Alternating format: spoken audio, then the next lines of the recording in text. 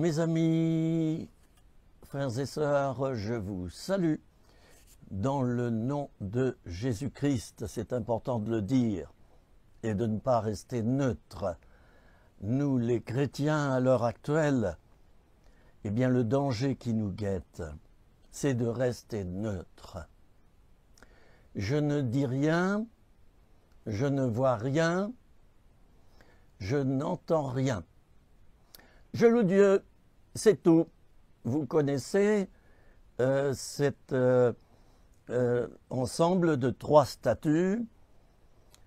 Je crois que c'est en Chine qu'on a, du moins en Asie, qu'on a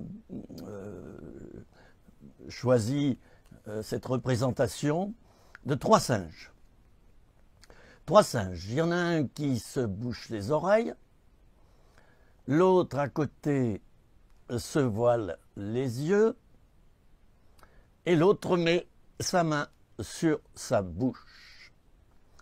Eh bien, je pense très honnêtement que Jésus aurait peut-être des reproches à me faire, à nous faire, à nous les chrétiens, à l'heure actuelle, parce que nous nous taisons. Nous ne voulons pas voir la réalité en face, nous ne voulons pas écouter Dieu nous parler.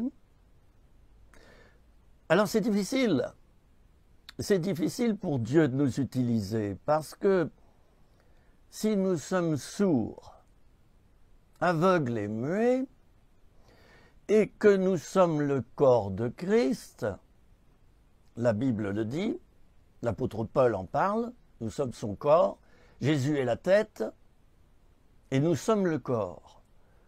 Eh bien, mes amis, si le corps est muet, sourd et aveugle spirituellement, s'il ne sonne pas de la trompette en étant une bonne sentinelle, que reste-t-il à Dieu comme moyen d'action? La Bible dit que si nous nous taisons, les pierres crieront. Or, désolé, moi qui habite en montagne, dans les monts du Lyonnais, je n'ai pas encore assisté à cette scène où des pierres me parlent. Et vous? Ça ne m'est pas encore arrivé. Mais c'est une belle image que Dieu prend là. La pierre, c'est le symbole de ce qui est dur. Le granit, par exemple. C'est dur. Et le prophète dira, le peuple s'est endurci. Le cœur de ce peuple s'est endurci. Il m'honore du bout des lèvres. Ils se bouchent les oreilles, ils ne veulent pas voir, ils ne veulent pas parler en mon nom. Leur cœur s'est endurci. Mes amis, nous vivons à une époque, et croyez bien que je le dis avec bienveillance, avec respect envers vous, envers nous tous, nous vivons une époque où l'Église, corps de Christ, est malheureusement devenue en grande partie sourde, aveugle et muette. Les différents organes de direction, de gestion de nos églises se taisent.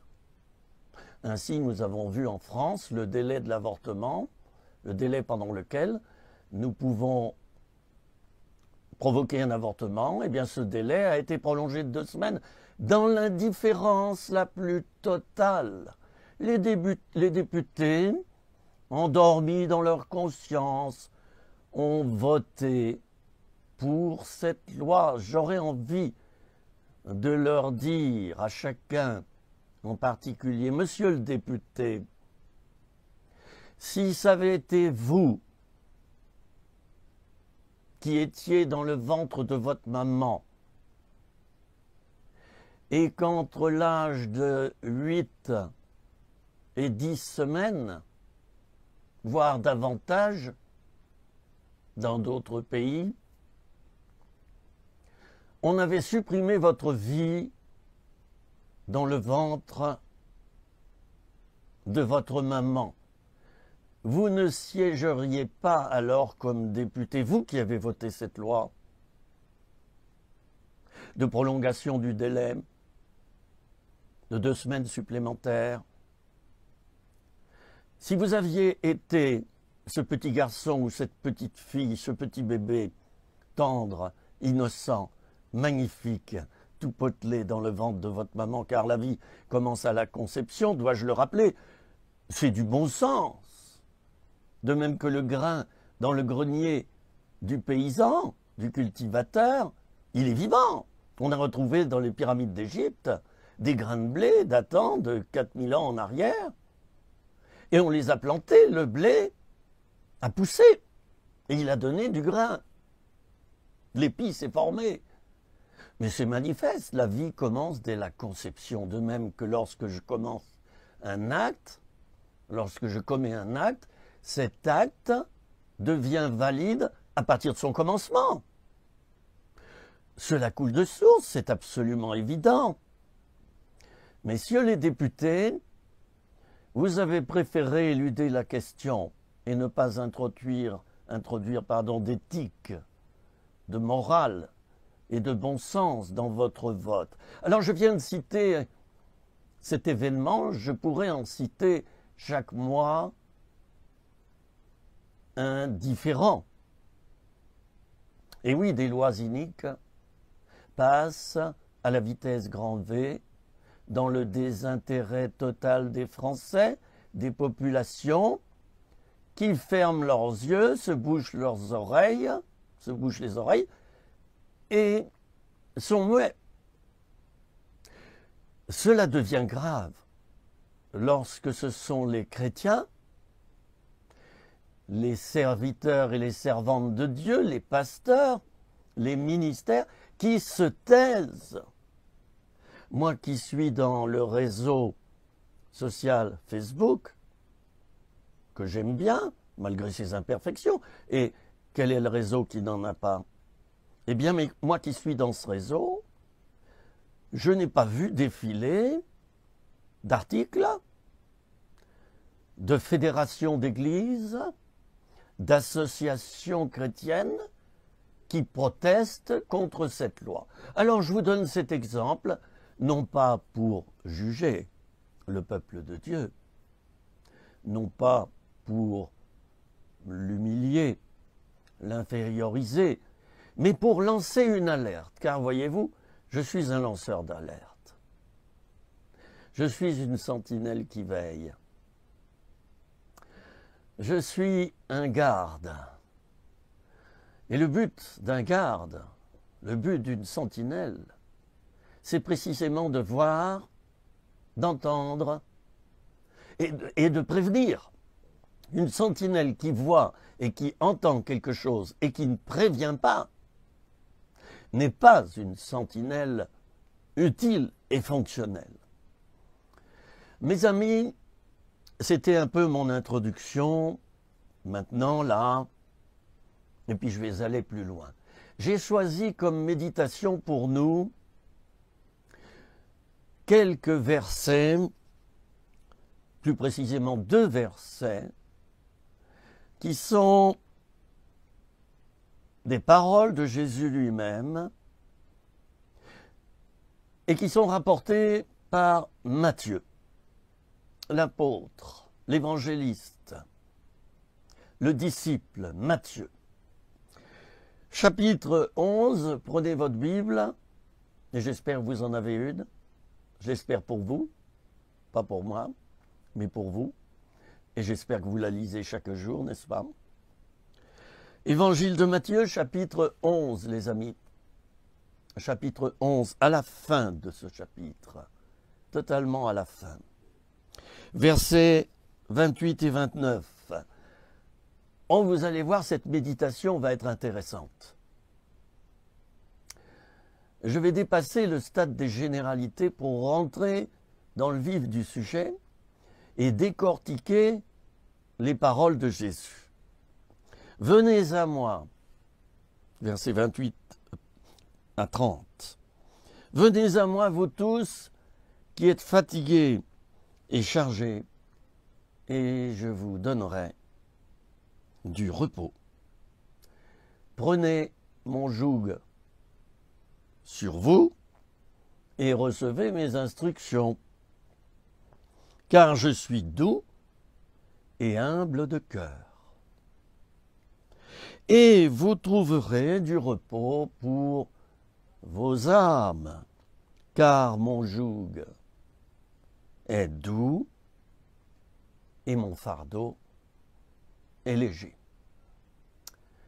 Mon Dieu, mais il y a des tonnes de renseignements, il y a des tonnes d'informations que Jésus nous donne par ces paroles qui sont de véritables enseignements très très profonds et surtout des enseignements pragmatiques. Des enseignements qui nous touchent dans notre vie quotidienne, dans notre vécu quotidien. Oui, Jésus n'est pas un professeur qui reste dans la théorie et qui nous touche dans la théorie de nos vies. Jésus n'est pas d'abord un esprit cérébral.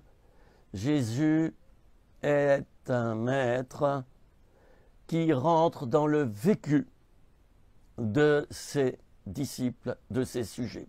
Alors, c'est comme cela que je vous propose de méditer ces versets maintenant. Et je vous propose de vous remettre en question, comme moi-même, je vais le faire également. Alors, Jésus nous dit ceci d'abord, une information très importante. Venez à moi.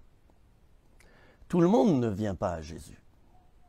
Je considère que 90% de la population, Dieu seul en connaît le pourcentage, mais je considère que 90% de la population ne vient pas à Jésus lorsqu'elle rencontre un problème.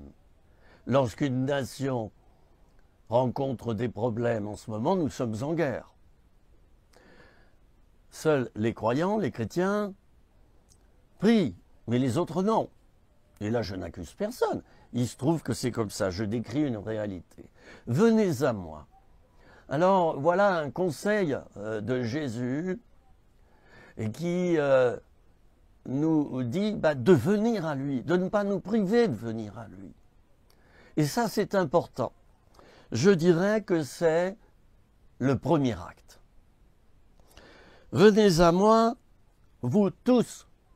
Cette parole s'adresse à tout le monde, vous tous qui êtes fatigués et chargés. Oh, en ce moment, la plupart des gens sont fatigués et chargés. Fatigués, lassés, sans énergie, sans force. La plupart des gens vivent dans le découragement, dans la désespérance, dans la tristesse et dans le fatalisme. Voilà, après le virus qui nous a fatigués, surtout au travers des médias d'ailleurs, eh bien après ce virus, nous vient une terrible nouvelle, c'est la nouvelle de la guerre en Europe, pas loin de chez nous. Je suis ici dans la région de Lyon, donc à 2000 km des hostilités. Venez à moi, vous tous qui êtes fatigués et chargés. Chargés, ça veut dire qu'on a des fardeaux. Chargé, ça veut dire que la vie devient pesante, ça devient lourd. Et c'est vrai qu'au bout de 2 années d'épreuves mondiales, tout devient lourd, mes amis. Et pour nous chrétiens, peut-être davantage, car nous sentons plus que quiconque le poids des événements qui se déroulent à côté de chez nous. Vous tous qui êtes fatigués et chargés, venez à moi, c'est-à-dire j'ai les bras ouverts, je suis là pour vous accueillir, et je vous donnerai du repos. Il y a une conséquence, c'est que Dieu nous enverra sa paix dans les difficultés. Il nous enverra sa quiétude. Il nous enverra sa tranquillité et il va apaiser nos âmes. Tout cela ne se fera que si nous venons à lui.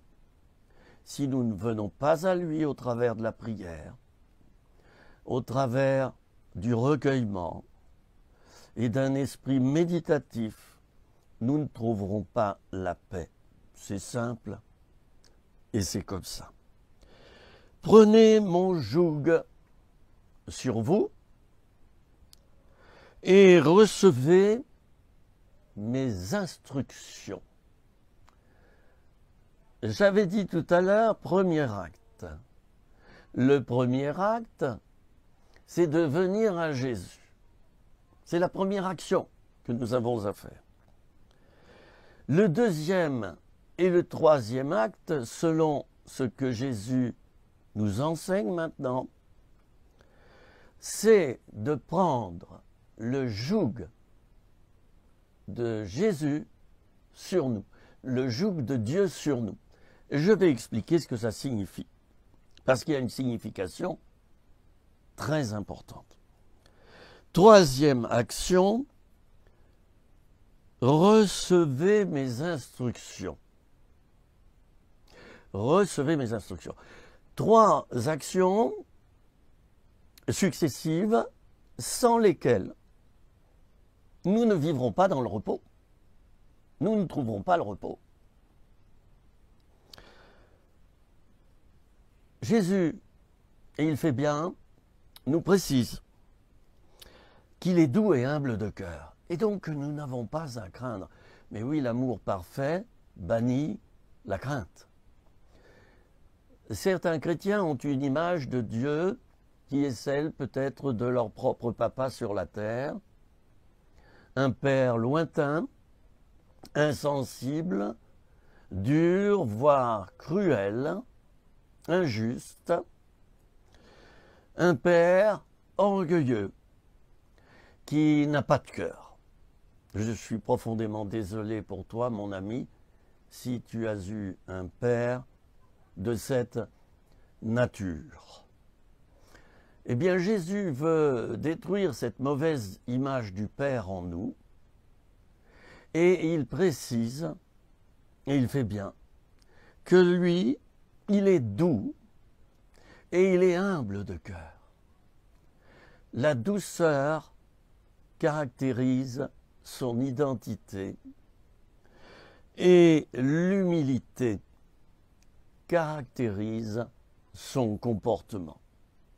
Ce sont deux éléments, deux renseignements de taille qui vont faire que nous allons aller vers Dieu, vers Jésus, sans crainte, sans avoir peur d'un retour douloureux de sa part et sans avoir peur d'un esprit d'orgueil, d'un pouvoir de Dieu qui va nous démolir, nous détruire, nous humilier.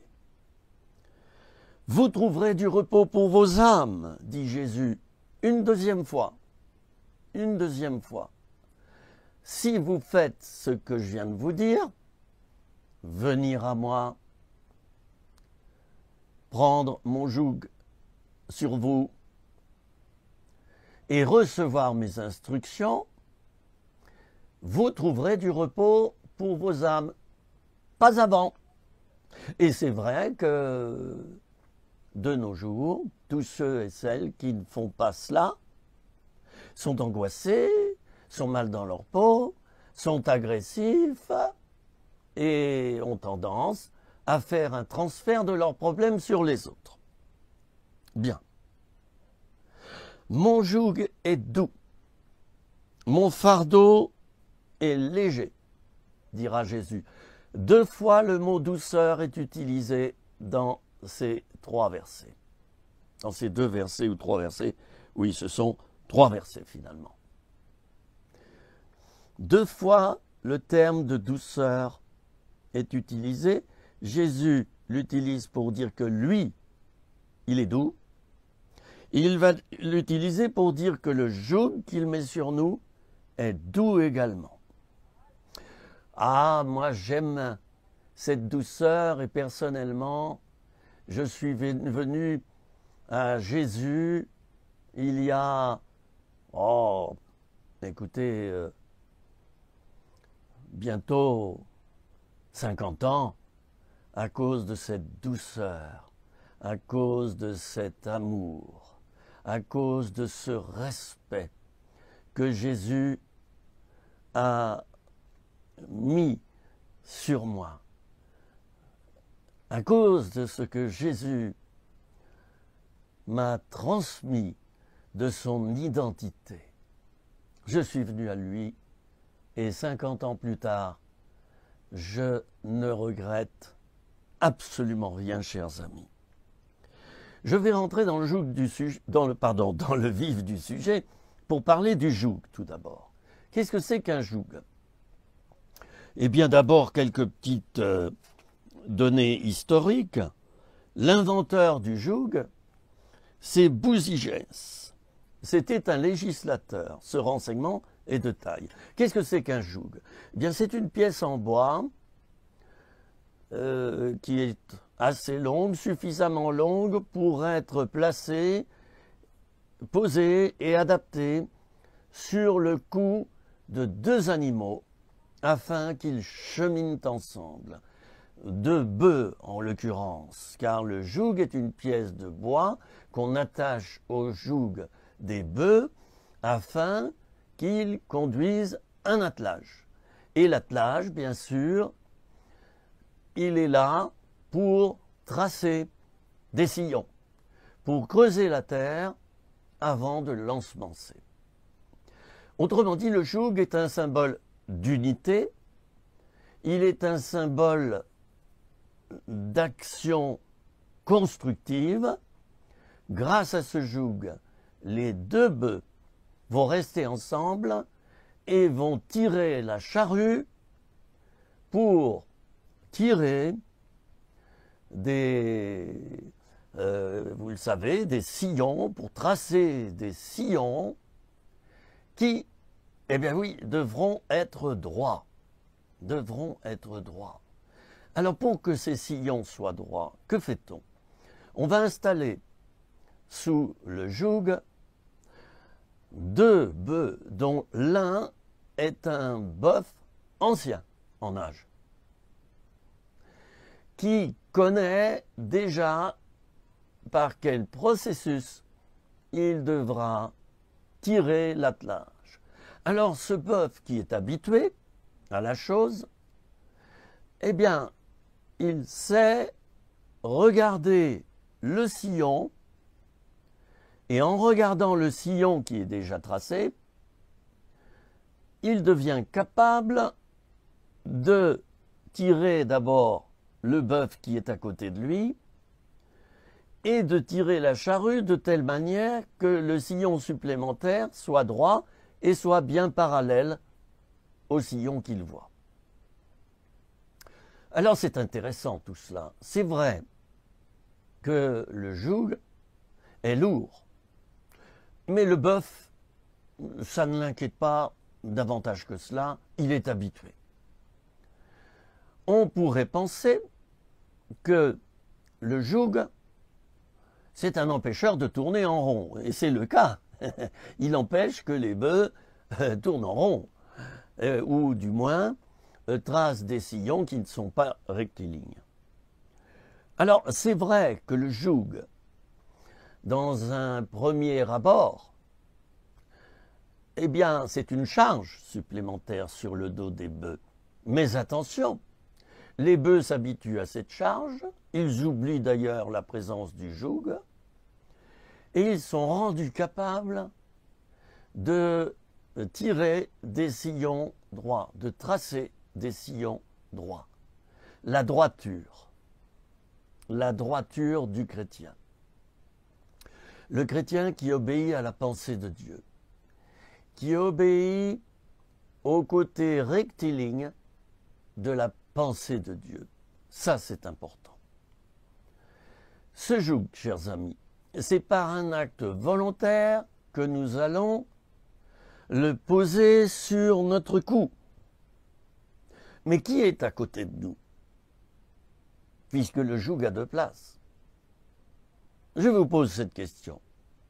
Réfléchissons bien. Qui est à côté de nous? Eh bien, j'allais dire le bœuf plus ancien. Désolé de comparer Jésus à un bœuf, ou moi-même à un bœuf. Je n'en ai pas la tête. Mais Jésus utilise toujours, dans ses enseignements, il utilise toujours des images que le peuple connaît. Et il parle beaucoup à des paysans, à des cultivateurs. C'est pour cela qu'il utilise cette image. Je vais reprendre tout cela et faire une synthèse. 1. Jésus nous propose de prendre son joug sur nous d'une manière volontaire. Certains chrétiens ne le font pas. Ils s'obéissent à eux-mêmes. Ou ils mettent leur pasteur à côté d'eux sous le joug. C'est pas ça que le Seigneur nous demande. Ce n'est pas ton pasteur qui est sous le joug avec toi, ou un autre chrétien, ou ton église, ou un ensemble de doctrines. Ce n'est pas la parole de Dieu qui est sous le joug à côté de toi. C'est Jésus lui-même, c'est un être vivant. C'est Dieu lui-même. Alors certains chrétiens ne mettent pas Dieu sous le joug. Et ils s'imposent des restrictions. Je l'ai dit, l'inventeur du joug, celui qui l'a conçu, c'était un législateur. Et nous comprenons pourquoi. Alors Dieu n'est pas d'abord un législateur. Dieu est amour. Dieu dira à Moïse, je suis celui qui suis. Dieu est. Dieu est amour. Dieu est bonté. Dieu est saint. Dieu est bienveillance. Dieu est omniprésent. Dieu est vivant. Dieu est juste. Dieu est fidèle. Il y aurait quantité de choses que je pourrais dire ici. Par exemple, Dieu est omnipotent, il peut tout. C'est Dieu que tu dois mettre sous le joug. Et c'est par un acte volontaire que tu vas le laisser conduire ta vie. Eh oui, toi tu suis. J'ai parlé du bœuf plus ancien, qui est habitué à porter le joug et à tracer des sillons. Dieu est celui-là.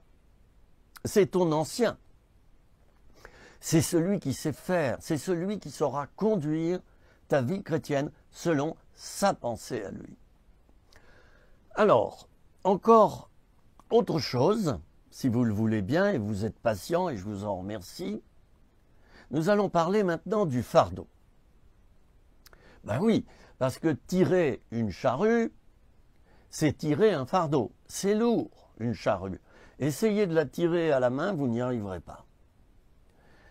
Il faut deux animaux bien musclés, des animaux solides, des animaux remplis de force pour conduire le joug. Dieu est rempli de force. Il est rempli d'amour.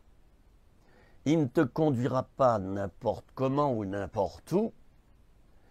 Il est omnipotent, il est rempli de puissance. Et si tu le prends sous ton joug volontairement, c'est lui qui va tirer le plus gros de la charge. Et Jésus prend bien soin, de nous dire que le fardeau que nous allons tirer lorsque nous prenons Dieu dans notre vie, ce fardeau sera léger. Mais ces renseignements sont de taille, mes amis. Jésus est doux, Deuxièmement, le joug lui-même est doux. Il n'est pas rugueux. Il ne va pas écorcher ta vie. Et puis, le fardeau que tu vas tirer, le fardeau de Dieu, si tu l'as dans la vie, eh bien, Jésus te dit dans cet enseignement que ce fardeau est léger. Alors, mes amis, pourquoi disons-nous si souvent, en nous plaignant, que la mission que Dieu nous confie, elle est difficile? Pourquoi disons-nous si souvent que nous manquons de force? Pourquoi nous plaignons-nous tout le temps? C'est trop dur, j'y arrive pas, je suis trop tenté, il y a trop de tentations. C'est trop difficile d'obéir à Dieu, j'arrive pas. Mon ami, pourquoi dis-tu que c'est carrément impossible de vivre dans le camp de Dieu, avec son fardeau, avec sa vision, avec sa pensée? Pourquoi penses-tu que c'est trop dur? Pourquoi dis-tu que tu es un écorché vif avec Dieu? Pourquoi dis-tu que tu n'y arrives pas? Il y a là un problème. Et ce problème, je l'ai rencontré moi-même parfois dans ma vie. Je l'ai rencontré. Quand est-ce que je l'ai rencontré? Quand je devenais rebelle. Certes, je prenais le joug de Dieu sur moi, mais je tirais dans tous les sens. Je ne laissais pas Dieu tirer la charrue, tirer le fardeau. Je ne laissais pas Dieu.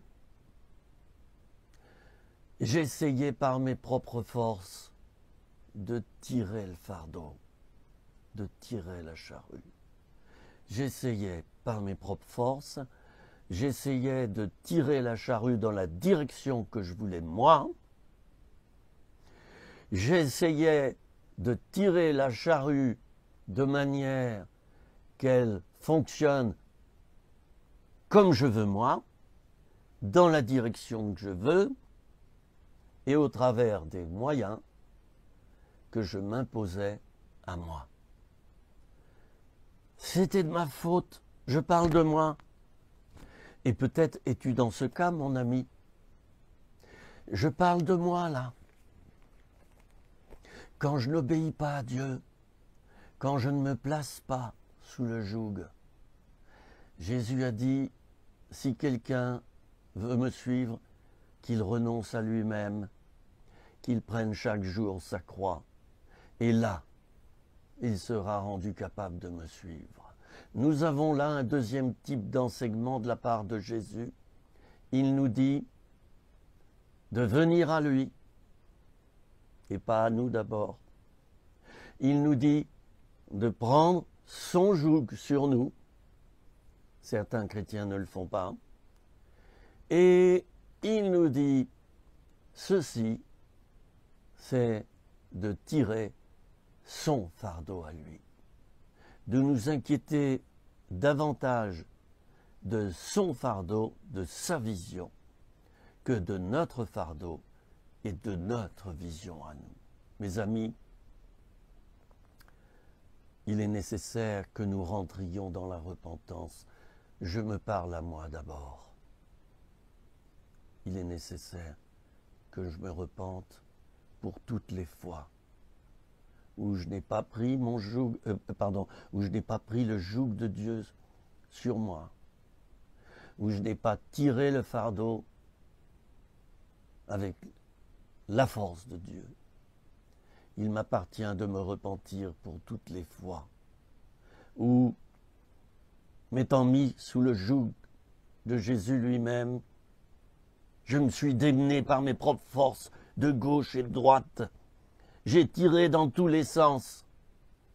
Oui, je suis devenu alors un écorché vif. Oui, j'ai été blessé par Dieu en quelque sorte. Du moins, selon ce que je pense. Et oui, certains chrétiens en viennent à dire que depuis qu'ils obéissent à Dieu, ils ont été blessés par lui.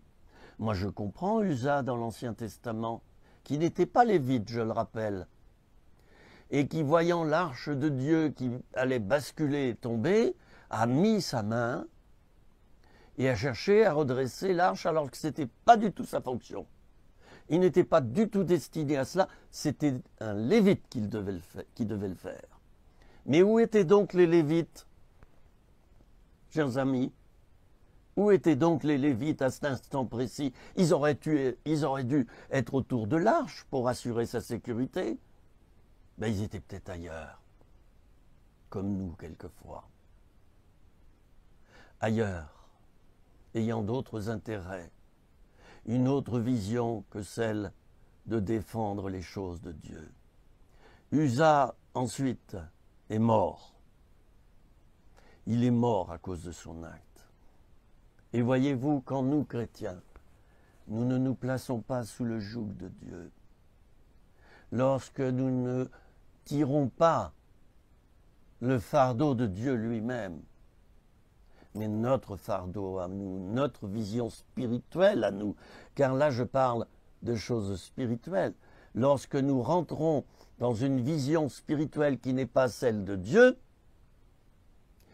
lorsque nous tirons cette vision spirituelle par nos propres forces, certes, nous avançons, mais nous n'avançons pas dans le plan de Dieu, chers amis, honte à nous. Nous avançons dans le plan de Dieu en bâtissant n'importe quoi. C'est pas droit, c'est pas rectiligne, c'est pas conforme à la pensée de Dieu.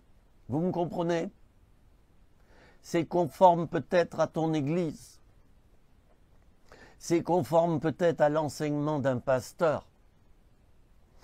C'est conforme peut-être à des éléments, à des rudiments, mais qui ne sont pas ceux que le Seigneur aurait voulu te donner. Il aurait voulu que tu t'imprègnes de sa volonté, de sa pensée, à l'instant T précis.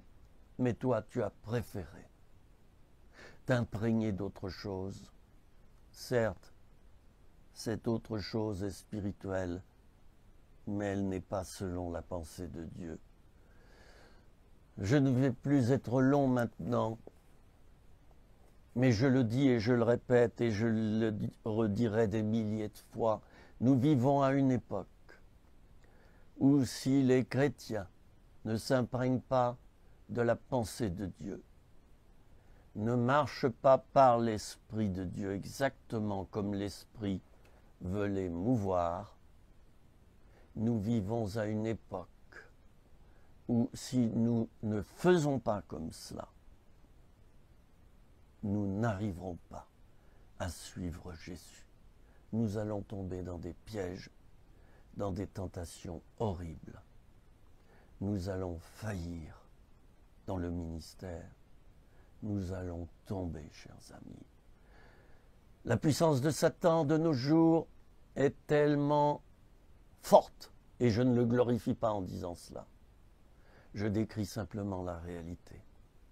La puissance de Satan de nos jours, nous sommes début 2022, a redoublé sur la terre d'une telle manière que le chrétien qui n'est pas armé de la pensée de souffrir, le chrétien qui ne se charge pas de sa croix chaque jour, le chrétien qui ne prend pas le joug de Jésus sur lui et qui ne prend pas soin de mettre Jésus dans l'attelage, n'arrivera pas à marcher avec Dieu. C'est dommage, c'est dommage. Mes amis, je vous propose maintenant de prier avec moi et d'accomplir ces 3 actions avec moi. 1. Venir à Jésus. 2. Prendre son joug sur nous. Et 3.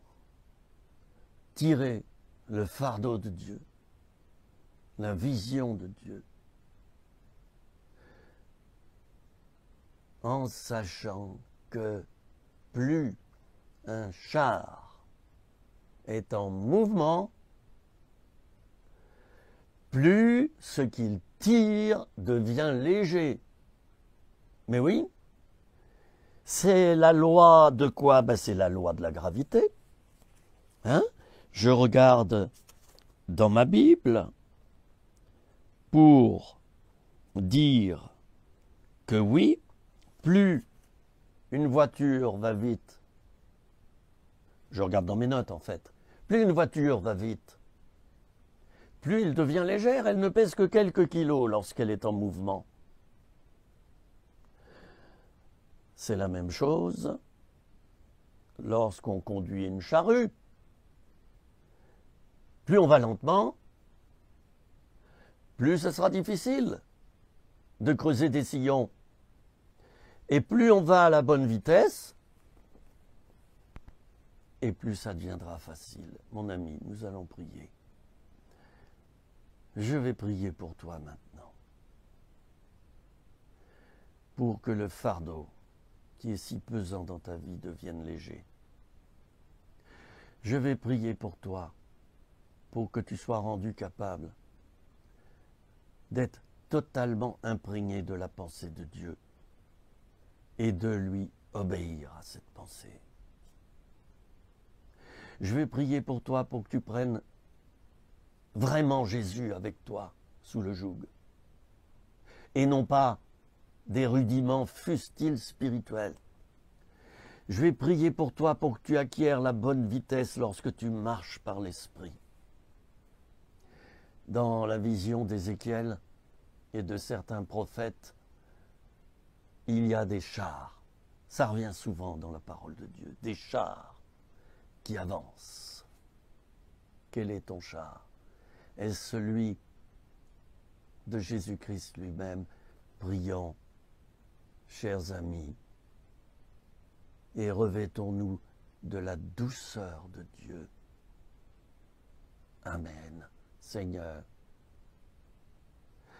nous voulons renoncer à une mauvaise vision de toi. Lorsque nous pensons que tu es dur, lorsque nous pensons que nous allons devenir des écorchés vifs si nous t'obéissons,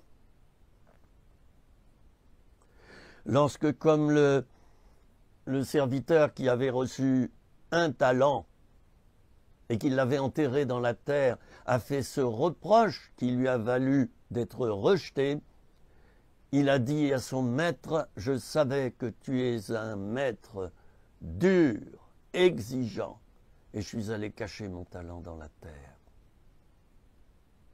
Seigneur Jésus, nous te demandons pardon. Nous te demandons pardon pour cette mauvaise vision des choses. Nous t'avons mal regardé. Pardon, Seigneur. Nous voulons te regarder comme quelqu'un de doux, quelqu'un d'humble de cœur, qui ne donne pas un fardeau pesant à ses enfants, mais un fardeau léger et dans la douceur. Nous prenons maintenant le joug sur nous. Il est doux. Nous confessons qu'il est doux. Nous proclamons qu'il est doux, qu'il ne va pas nous écorcher. Et nous proclamons que tu es un Dieu doux. Nous proclamons que le fardeau sera léger parce qu'à la bonne vitesse où nous marcherons par l'Esprit, ce fardeau deviendra presque inexistant. Merci Jésus de nous donner toute cette force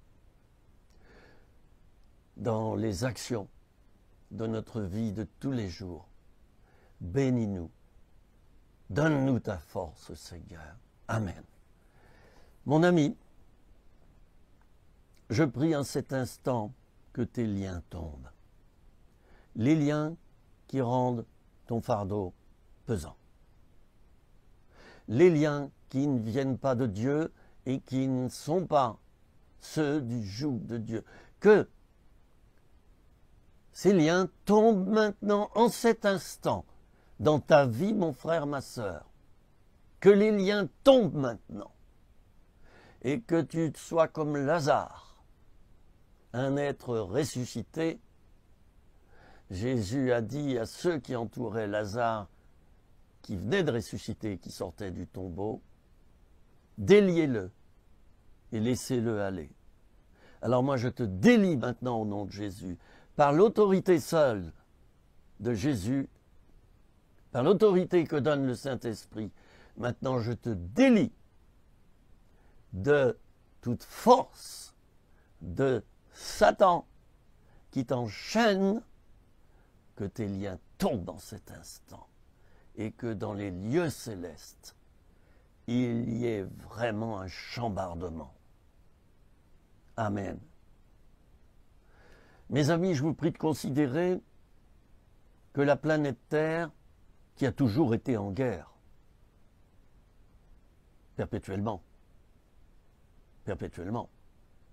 je vous prie de considérer que la planète Terre n'est pas d'abord, je dis bien d'abord assujettie à des guerres charnelles, fratricides, telles que nous le voyons en ce moment avec l'Ukraine et la Russie. Je vous prie de considérer que la plus importante guerre de cette planète, c'est une guerre spirituelle entre Dieu et Satan.